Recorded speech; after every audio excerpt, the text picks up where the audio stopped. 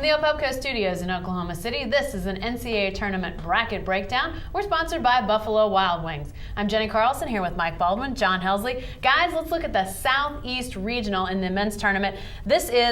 Pittsburgh is the #1 seed, their regional.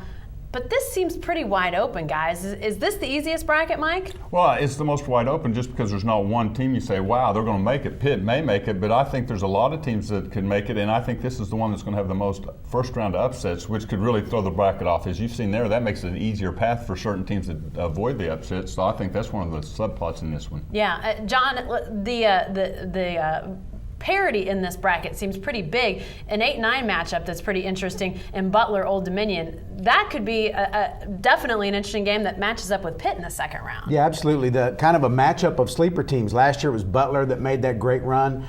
This year you've got an Old Dominion team that people are talking about excitedly as well. Belmont, a 13 seed, gets a lot of that same buzz about it. You know, they do a lot of things well and could create some problems. Mike, what about some first round upsets? You got anybody in particular you like? I love Old Dominion. I think that's going to be a tough matchup for Pitt. Belmont, I like them. That's one of my upset picks. I think Gonzaga will give St. John's all they want, mainly because they're going west. They were really good in the East when they were on a roll. And then Utah State. I think Kansas State's got a chance to get all the way to the Final Four out of this, but they don't have any easy games. Even their first one's pretty tough with Utah State, so they're going to have to bring it from day one. Yeah, what about you, John? What about upsets? You know, same ones. I mean, and there's a potential for several here. We mentioned Belmont. We mentioned Old Dominion. You wonder about BYU. They've got Jimmer Fredette that's obviously a great scorer and is going to try and lead them, but they're playing a man down, so it'll be interesting to see how they respond. All right, thanks, guys.